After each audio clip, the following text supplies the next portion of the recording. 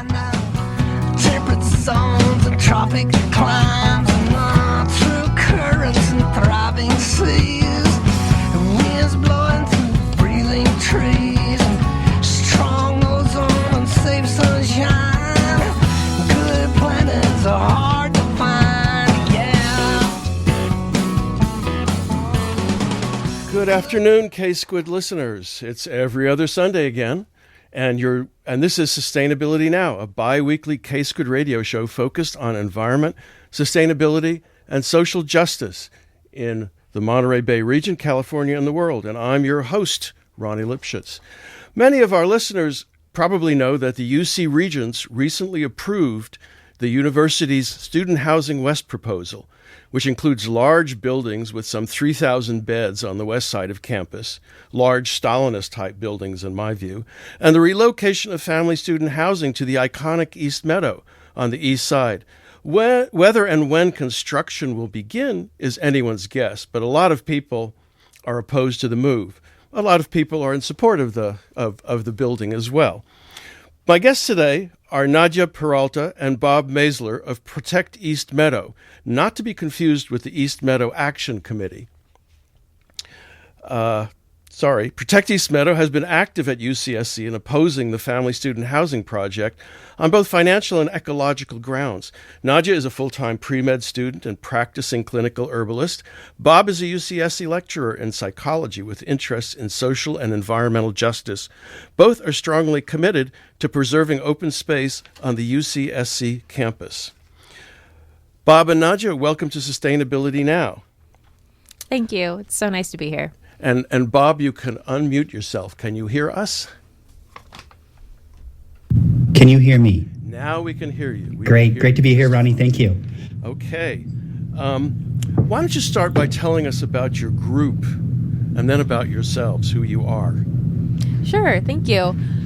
So our group goes by the name Protect East Meadow, and I like to describe us as a working group of people who came together around what we call UCSC's East Meadow.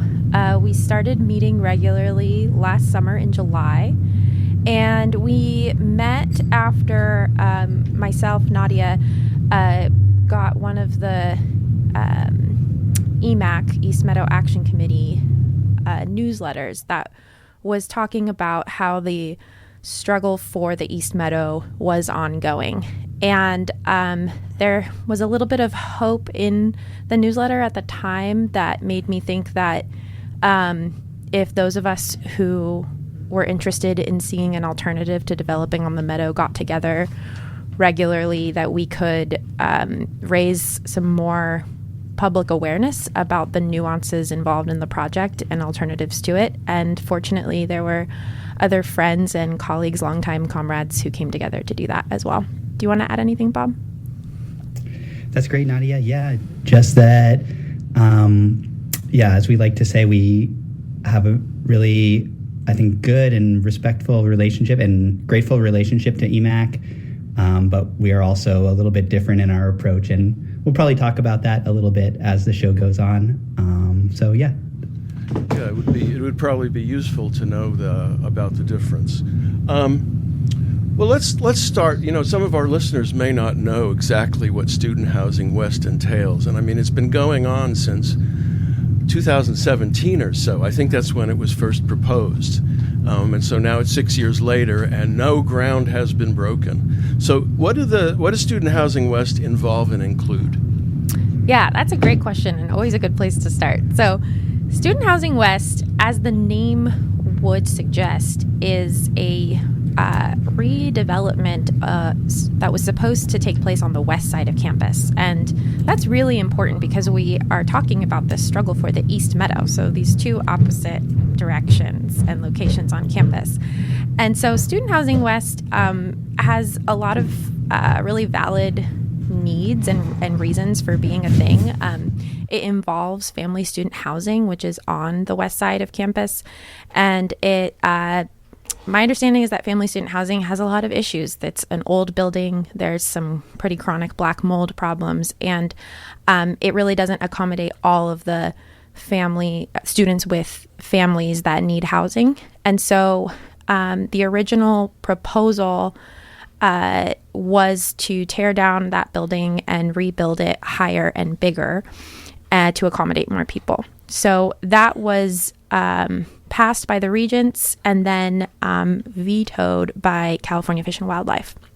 And so why East Meadow, the site at Hagar and Coolidge? I was going to say that the original plan, as I remember it, was to rebuild family student housing and then to build a big development right next to Porter. Yes, right? It involved the Porter Meadow. And that's why Good California point. Fish and Wildlife got involved, because of the red-legged frog. The I red-legged think. frog, Right. exactly. So then the big site had to be moved, and it was being moved to where family student housing is now. Yes. Right. Yes. Okay. So I just wanted to clarify that. That's a great clarification. So then I still think that another little piece, as I understood the literature, was that next plan that just included family student housing was still too big to accommodate the red-legged frog. And so that there's like some spillover that happened onto the East Meadow. And that happened because a developer at the time saw the meadow as just this open space that had never been properly taken advantage of, and was like, why haven't you built here? Without really a lot of context about the founding aesthetics and sort of principles of UCSC, which is really where I think EMAC does a great job of highlighting the issue with moving over to the East Meadow. Okay, and then what does the plan in East Meadow look like? It's on a Hager Drive, and Bob, is that something that you can address? What is proposed for that particular site? Sure. Yeah, I can offer some insight into that, and it is supposed to be 140 new 2-bedroom apartments for students and families with childcare near there.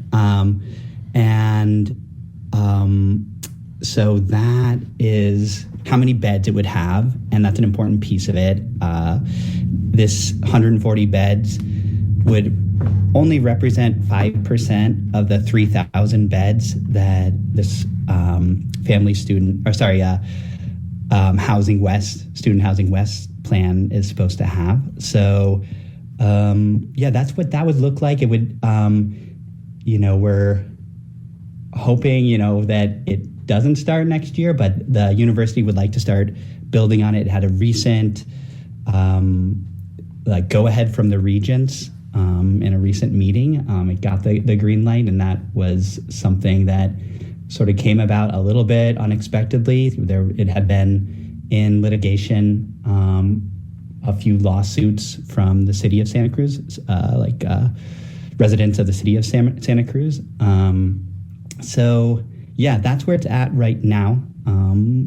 Nadia, do you want to add anything to that? Yeah, if I could just add that for folks who are familiar with that meadow, it represents about 17 acres of the meadow itself, which is not the entire meadow, but it would be literally I think they would open up that corner at Hagar and Coolidge to get into the new development site. All of this has been simulated into 3D models on the Student Housing West website, if anyone's curious about that. I might add that the 3D models show streets devoid of traffic. Yes, they do. They're quite attractive, but those of us who live nearby know that traffic can be an issue. Well, let's talk a little bit. Again, these are topics that have been hashed out repeatedly on the airwaves and in meetings and the like. Why this big development? What's the reason or the rationale for 3,000 beds on campus? It's probably worth talking a bit about the housing situation. Yeah, absolutely. I appreciate how well you're grounding us in all of this, because it's an important situation to understand. So, as the listeners are probably familiar with, we are experiencing a housing crisis, across California, and have been for a long time in our town, in our city. And that has to do with way more economic and political factors than I can possibly name. However, one driving factor is UCSC's admittance of students without having enough housing on campus. So their numbers don't match the amount of students they're letting in every single year. And another issue, though, is that even when there is available housing on campus, and I went through this, I'm a UCSC alumna, housing on campus for a triplet where you're stuffed in with somebody else is so expensive. It's even more expensive compared to town, and town is on par with places like New York City. So it creates this interesting phenomenon where students go looking for places to live in town. And I think in some ways this serves a certain landlord class of Santa Cruz because students just smush themselves into other really unsafe, moldy garage, ADU, closet type of situations in town instead of on campus. But that's just kind of been this like dysfunctional cycle that's replicated itself for many years now. Yeah, I've had shows before on housing issues. Many of my fellow broadcasters have done the same thing. I mean, one could argue, of course, that the failure to fully address the issue of student housing has driven out the kind of people that are necessary for the city to run, teachers and police and, first responders, right? So there is that particular issue that seems to me to be very important. But absolutely. But the university made a commitment, as I recall, to house a certain fraction of its students. I think it was 50 or 60% on campus, and it's fairly far below that right now. Yes. What's the story there? Do you know? So I can speak to that. I'm curious, Bob, if you want to. I can add a little bit there. That there is, I think the number is 50%, that the university is committed to housing 50% because UCSC knows about, there's pressure on it to the university to house more students and especially offer more affordable housing for students. And that's certainly a very strong sort of demand on the university from, current students, even faculty like myself and, parents and alumni. That is definitely a very strong position. And then we're under that, and there's also reasons that we could go into why UCSC is under that. We maybe thinking about the East Campus infill project that was abandoned back in the early 2010s. I don't know if we want to go into that part of it at this point, but yeah. That's actually kind of interesting. I didn't realize that it had been abandoned. I thought it was completed. Right, yeah, no. And this is through the wonderful research and archiving work that EMAC has done. So on their website, their timelines and archives are very useful. And they show that there was this project called the East Campus Infill Project back and actually, it was almost had the green light in the late aughts back in, 2008, 2009. And they were taking bids from contractors, and this would be, I'm actually not fully sure about this. I think it's in the Crown Merrill area. This is where it was slated to be. And I know they did some other work on Merrill later on, but this is a separate project from that. Anyways, they were taking bids on it, and they were getting bids that were actually quite good, for the university. So it was going to be a economical, and it was supposed to have 600 beds project, and it was shelved for because of the recession. And then, for reasons I'm not clear on, it was never picked up on again. And back in 2017, when this current plan was getting steam, EMAC and others, including a letter from a former regent, as well as many UCSC professors and like Jim Clifford, Faye Crosby, others, sent a letter to the university saying, explore the the East Campus infill project. This is a good project.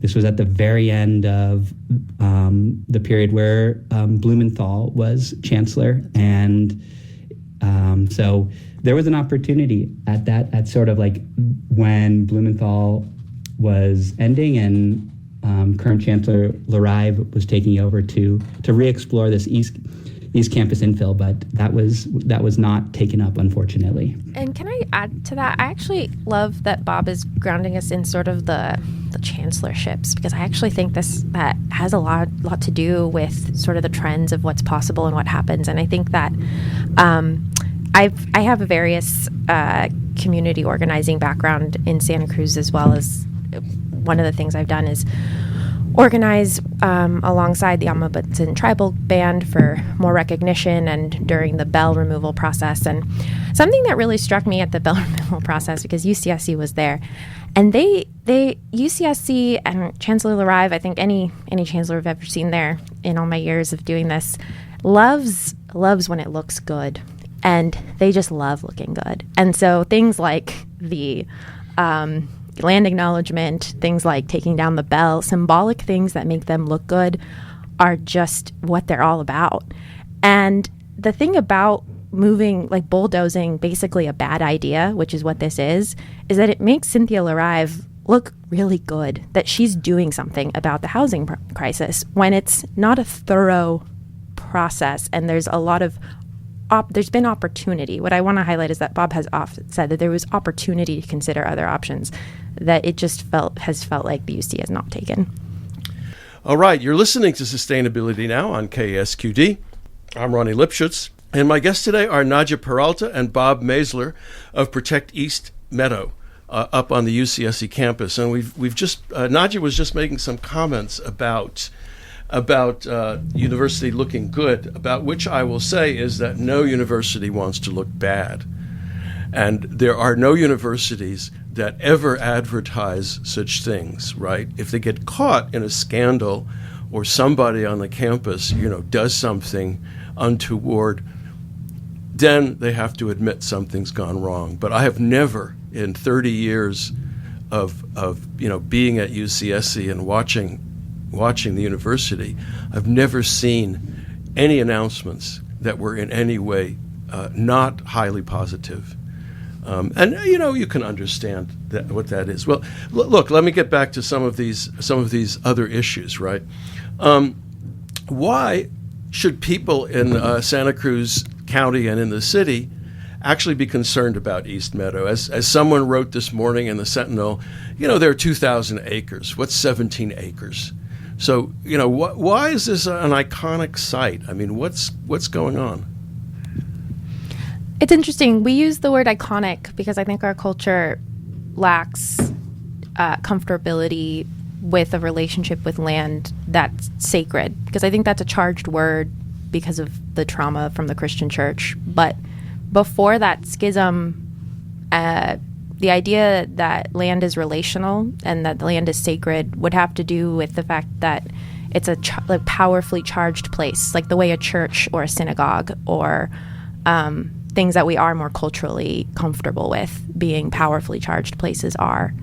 And so sure, if you want to put this into numbers, it's just 17 acres. But if you've actually stood in the middle of that place or gone there to see the sunrise and the moon set at the same time, or noticed that, Hagar and Coolidge are just arbitrary roads that have intersected this meadow, just like the Westlake neighborhood is a neighborhood that has only been there for the last 75 years, you start to see that that meadow is the top of a very intricate oak wooded grassland that went all the way from the meadow and the Great Meadow down into what we call the Westlake neighborhood now, and started and was part of this beautiful terraced steps at the foot, at the kind of, you could think of it like the big toe of the Ben Lomond Mountain.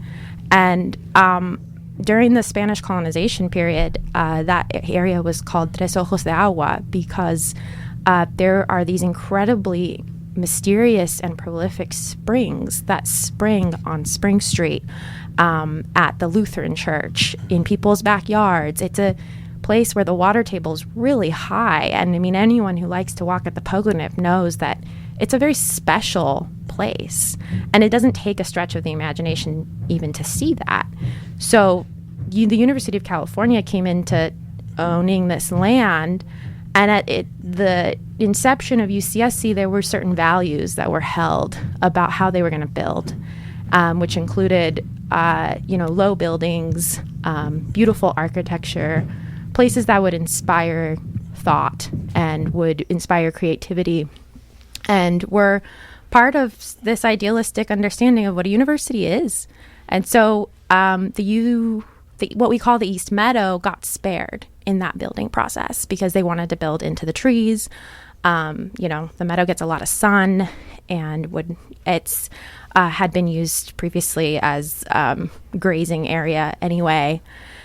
And so I hear a lot of retraction that the meadow is not just a pristine nature and like it's this really degraded piece of land, and like why are we talking about it as if it's this like special place that needs to be protected. But that I just don't even see that as enough of a reason to not be like, it's kind of remarkable that this meadow has withstood grazing, has withstood proximity to quarry mining, has withstood the UC buying this area. And this meadow undoubtedly meant something important to the Owasso Ohlone people of this place. It's a place where you can see the entire bay. You can see the western ocean and the southern ocean of the bay. You can see everything. And it's so it's not just 17 acres. It also is quite possibly a really important spot for the water that trickles out of there. The city of Santa Cruz does not use the water that comes out of Dodero Creek and Laurel Creek, the creeks that serves. But we have no idea if we may need to use that water one day. The fact that water runs even during the most intense moments of drought that we have had is very interesting, to say the least. So on ecological grounds, I suppose, ecological and spiritual grounds. Absolutely. You would argue. Yeah, argue and iconic. You asked iconic, so it's iconic because it's what you see when you first drive into UCSC. Yeah, no, I was gonna say, Yeah. right, that's the first thing. But I do know that from my experience, that when you drive into, this used to be the case, you drove into campus and you couldn't find the university. People are always turning into family student housing, faculty housing, yeah. thinking that they found the campus, and they're always quite surprised. I was thinking when I use the term iconic, I wasn't thinking quite in those terms. I was thinking in terms of green belts, right? And over the 50 years, what am I talking about? The 55 years, the campus has become this kind of almost, civic sacred space, right? Which is supposed to remain as unobtrusive as possible. Which, one can I think fall either way on that. But I know that some people have been critical of the movement, of your movement and others, and have said, have accused people of actually racism for opposing housing, and basically, forcing lower income students to move farther and farther out.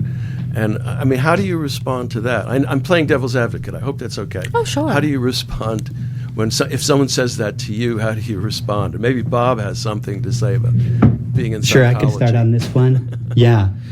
I think I would respond in two ways. The first of which is, at least from our group, in the way that Nadia talked about it, our group is both very pro housing justice and very pro indigenous sovereignty and like a decolonization of the university and beyond. So, and those things tend to get put as like a contradiction with one another, but we see them as both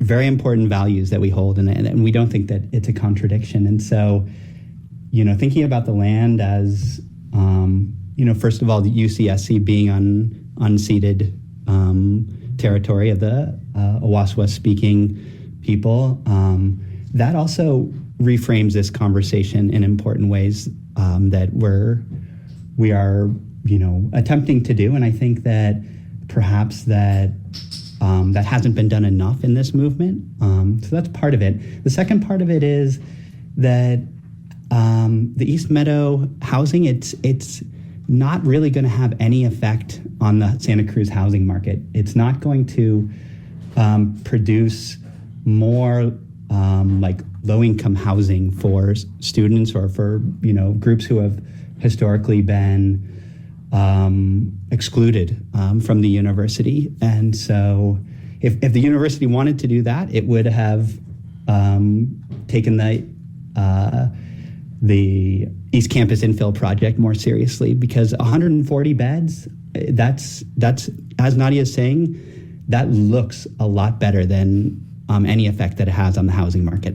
None of these projects will have a particularly significant effect. I mean, the 3,000 odd beds are really catching up, right? And the university wants to enroll another 10,000 students according to the long-range development plan. So even if it builds the 3,000, it will be behind. I know that the Kresge rehabilitation project was presented as a completely new housing that I saw an ad in the Sentinel put there by the university, which basically presented it as a new housing development and not as the rehabilitation of an existing one.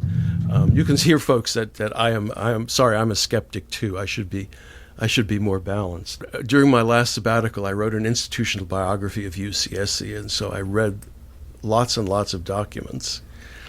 And making commitments and not for one reason or another being able to fulfill them is kind of the stock and trade of universities. They have grandiose visions, and then find that it's difficult for a variety of reasons to follow through on them. Do you want to say something? I really do.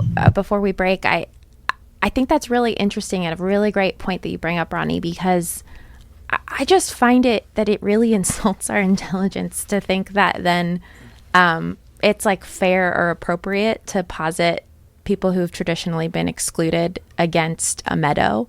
I think it just actually creates this kind of interesting infighting that really supports keeping like those of us on the left really away from each other rather than being unified. Because like you're saying, like these grandiose promises are sort of the stock and trade of how they operate, but these are real people's lives they're talking about. And I'm personally, as a first gen college student who, got to leave my economic situation, my home situation, which wasn't great at the time, to go to UCSC, like take a lot of like, wow, you really think that I like after this outstanding critical education that I got, like fall for that one? Like, I don't know. It doesn't really sit. And I could talk more to that another time.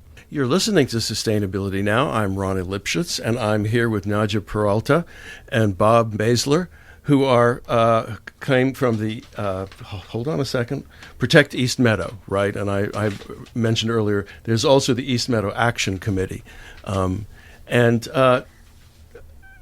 we've been talking about university commitments and the failure to fulfill promises. But maybe we should go on to something a little bit different. You attended the Regents meeting in March. I'm talking to Nadia, at which the Regents approved the proposal to go ahead with Student Housing West after 5 or 6 years of delay. Can you tell us anything about that? What happened there? Sure. Yeah, this is public domain, so you too can go to the meeting and by watching a recording on YouTube. They have to film those minutes, and around minute 4.5 of the second, or it must be the second day. I actually can't remember, but you can watch this issue come up. So. Well, actually, this is them deciding. And the previous day, I didn't actually watch the previous day's ones, but they speak about what they were talking about the previous day. A few things were really interesting.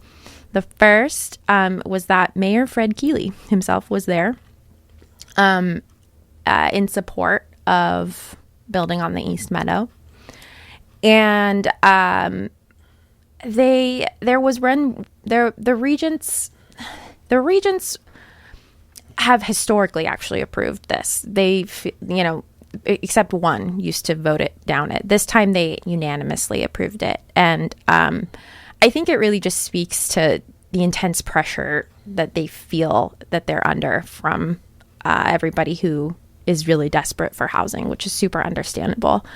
What was also interesting about the meeting was, I guess, those were really just the points that stuck out, was that the mayor had been there. You see that the Regents are considering what to do about just the issue of Santa Cruz. And yeah, Chancellor Larive was there and was very excited about what this meant. Oh, I mean, we should be clear that the Regents were also clear that what they were approving this time around was that despite that this project being held up in litigation, they went ahead and approved student bonds being used to just ram ahead with this project, even if it was to lose in court, which they'll have to retract if that's the case, and the students will have to pay back that debt. So you mentioned litigation and bonds, and I was actually doing a little bit of reading today. So what litigation is still pending? It's a little mysterious, but it seems like there's one lawsuit still pending that recently lost, but then has been reappealed in the courts here in Santa Cruz County that has to do with, I think it's a group called Habitat and Community Watershed, who has been a long time opposed to the East Meadow and has taken up doing so through legal means. So they're still bringing this to court, basically. And what are the grounds? What are the grounds for their lawsuit? Judging for Habitat and Watershed right? Defenders, I believe it has to do with both of those things, and the water in particular. I wonder if you would know more, because I actually haven't read their things thoroughly, so I don't want to speak where I don't know. No, well, I was doing some reading, but I couldn't find the original the original complaint on the website, so I'm not exactly sure. I know that at least one of the lawsuits had to do with water supply and questions about who had jurisdiction and approval rights in terms of construction of increasing housing on campus. I'm not sure what the East Meadow Action Committee's suit was about exactly. But you mentioned bonds, right? I mean, one of the issues around Student Housing West is how it will be financed. And it's an enormously expensive project. When it started, the cost was $500 million, and I suspect now it's much closer to $1 billion for the whole thing, for all 3,000 beds. Do you know anything about how it's going to be financed? Maybe, Bob, do you know anything about it?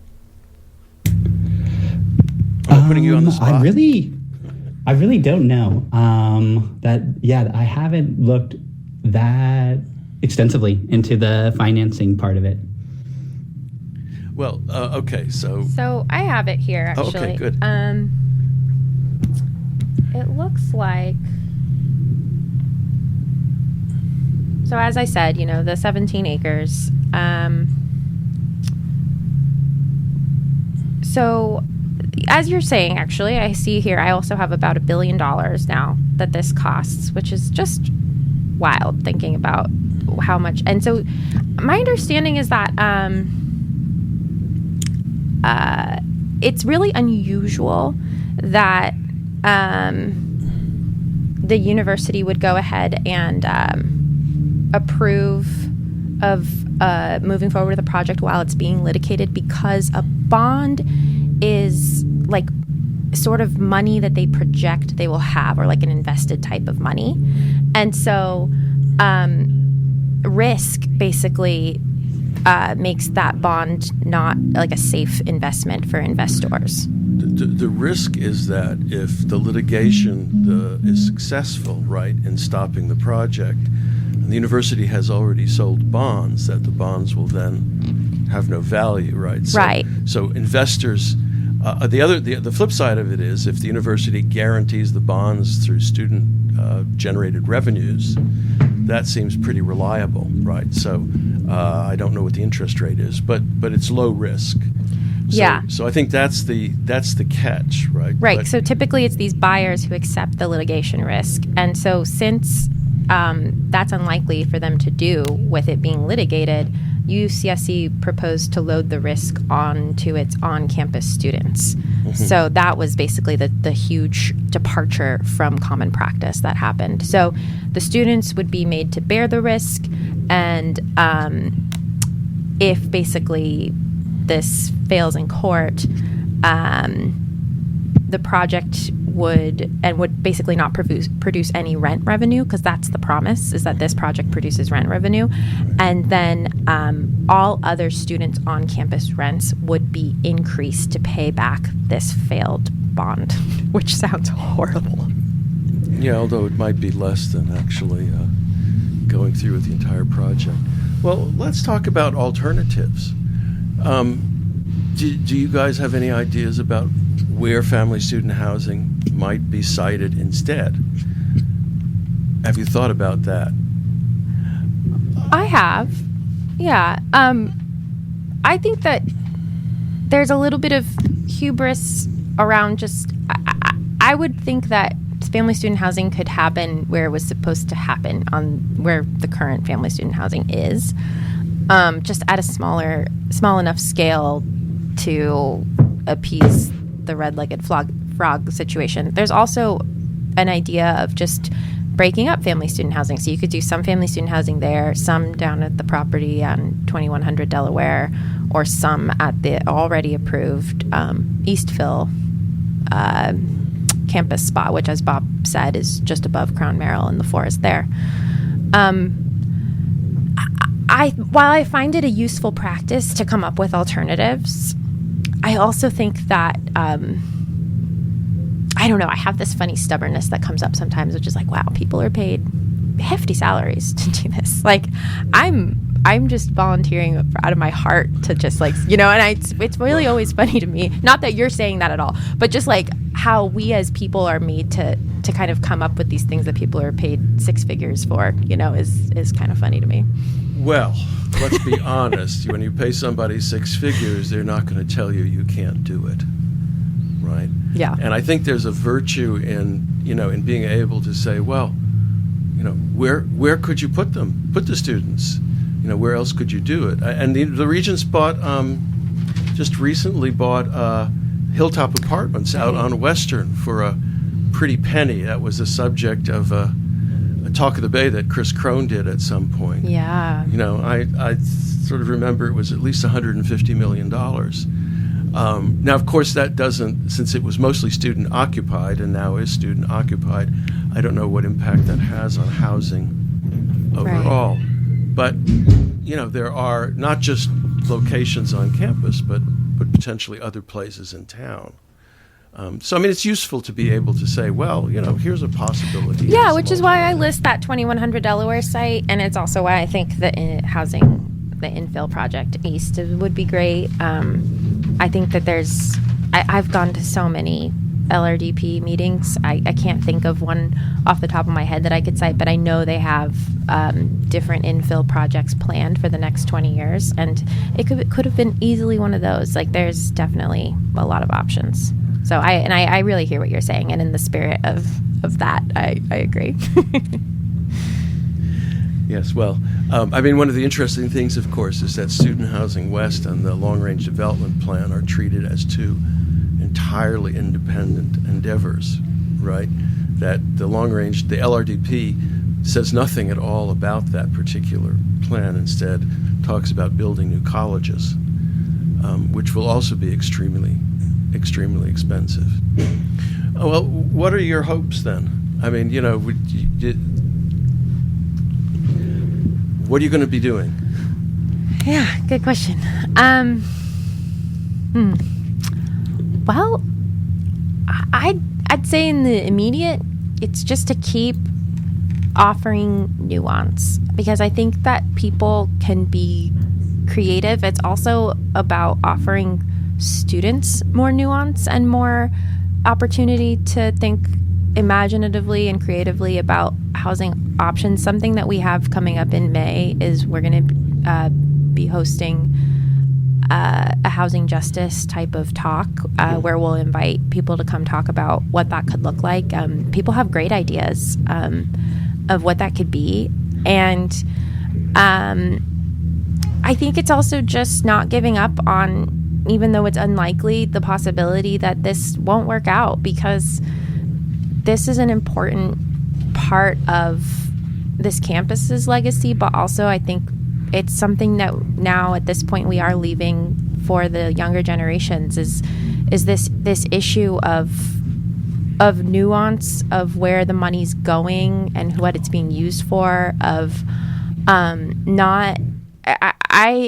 it'd be one thing, I think, if I thought that this was really well thought through and there were no other options, but I think there are. And I think that creating a dichotomous situation where it's children and their families against a meadow is just this type of dichotomous thinking that I think is so emblematic of the times right now. And I know that this is often just thought about as an environmental issue, but I think this is really a political issue. It's a spiritual issue. It's an issue of how are we going to really live here together, not just with each other as people, but with the water, with the plants, with the land. Can we break our sense of categorization about these things? And really, I think children can. I think that the next generations will. And I think that even if this fight is deemed as like lost or doesn't come out as, protecting the East Meadow as we see it today, even though I really, really still think it's possible, that the meadow, that there's some kind of like paradigmatic change that is fed and developed when we slow down these things, when we take this active care about our community and about our future and about what it means to care for places now for the people, for the children that are coming. And you are listening to Sustainability Now. I'm Ronnie Lipschitz, and my guests today are Nadia Peralta and Bob Majzler of Protect East Meadow. And in the last portion of the show, Bob and Nadia want to tell us some more about their organization. So go ahead, Nadia. Thanks. And Bob, I invite you to jump in on this, please. Kind of as we said at the beginning of the show, Protect East Meadow came about less than a year ago, last July, and we're going to just keep hosting stuff around the meadow and to do with the meadow. And we've already done some things, like we had a Sweet Meadow Walk where we learned about the natural history of the water and the hydrology of the area. And Bob and I got to both be guest speakers in an art and environmental practice class at UCSC just a month ago. And something that I think is really awesome about what we've done and what we will do is I'm always just struck by how many people don't know these things, don't know about the hydrology of the area or want to know more and are so curious and excited when they learn about that you can see the sunrise and the moon set at that place. We also have just a really diverse and sweet group of people that is part of our working group, and we're always open and looking for more people. So best way to get a hold of us is through a direct message on Instagram at Protect East Meadow.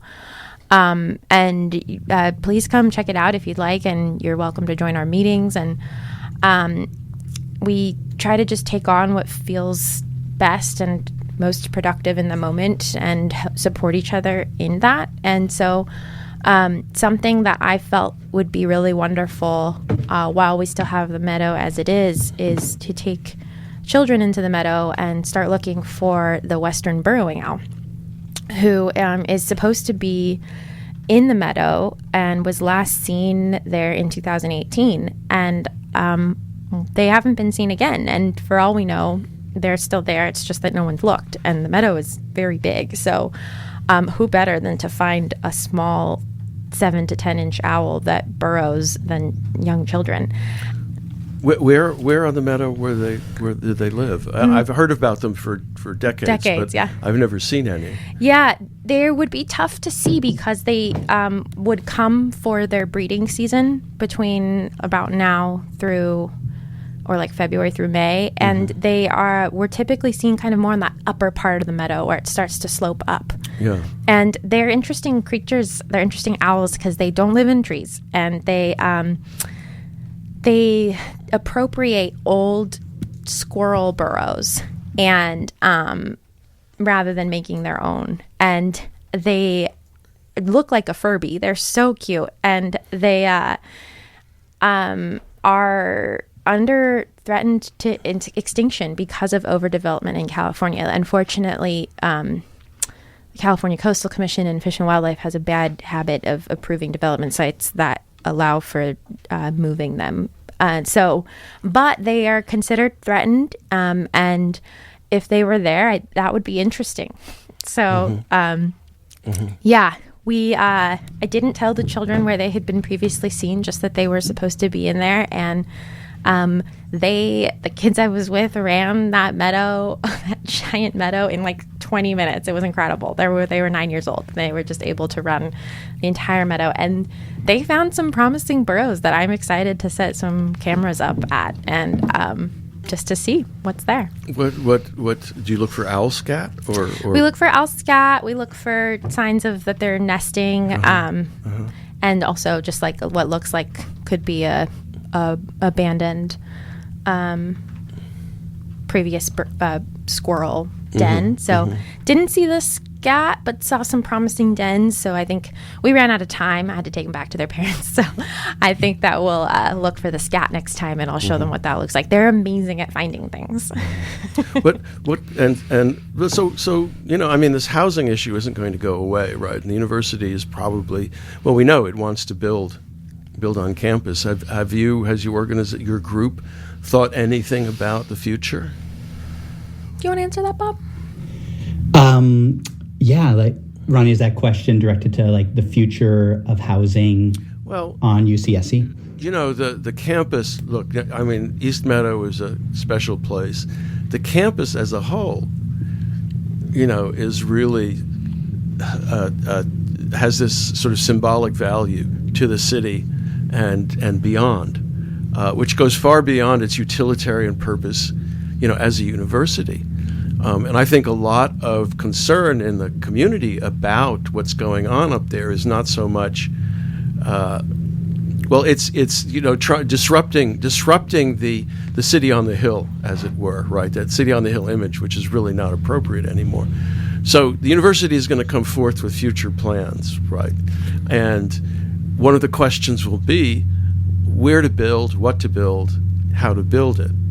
Right, and even now, even with the LRDP having been approved, there still is opportunity, I think, to intervene in some of the design questions. Have you thought about anything like that? I'm giving you leading questions here, and I apologize if that's insulting. No, but I think our group does think about those questions. Over the past year, we've been we've looked backwards, looked to the past to see how have we gotten into this position and what can we do in the present, the great events that Nadia has talked about. Looking to the future, I think we are fortunate to be at Santa Cruz, and the ways in which, historically important movements around housing justice, around costs of living, and I'm thinking recently about the grad student wildcat strike that eventually turned into a statewide UAW campaign. Even myself within the AFT, our union had a historic campaign as well for a contract, and I think what in my position I'm looking forward to is these groups having more of a say in the decisions that you're talking about. So as a lecturer, I have my ideas, but what's actually most important to me is have these decisions, have a real good public discourse and debate around it. And I really feel like that was missing. Looking back to the public, the different periods where there was some time for public comment, those were really presented very quickly. And looking at EMAC's archiving, there was a lot of criticism for this project that doesn't seem to have been integrated into the decision making. So I don't know exactly what the housing looked like, and I know that there's certain tensions here that are really challenging. But promoting that not only all those groups, but that groups in Santa Cruz, and I think that's where our group has been somewhat successful, is trying to bridge Santa Cruz with UCSC through the classes that Nadia's talked about, the events, and we've been organizing through Free Schools Santa Cruz as well to try to have all these voices at the table. Well, we're out of time, but I want to thank you, Nadia Peralta and Bob Majzler of Protect East Meadow, for being my guests on Sustainability Now. It was such a joy to be here. Thank you for hosting this type of free speech dialogue and radio. Really appreciate it. Okay. Thank you, Ronnie. You're welcome. If you'd like to listen to previous shows, you can find them at ksquid.org/sustainabilitynow and Spotify, Google Podcasts, and Pocket Casts, among other podcast sites. So thanks for listening, and thanks to all the staff and volunteers who make K-Squid your community radio station and keep it going. And so until next every other Sunday, Sustainability Now. Good planets are hard to find out. Temperate zones and tropic climes, and on through currents and thriving seas.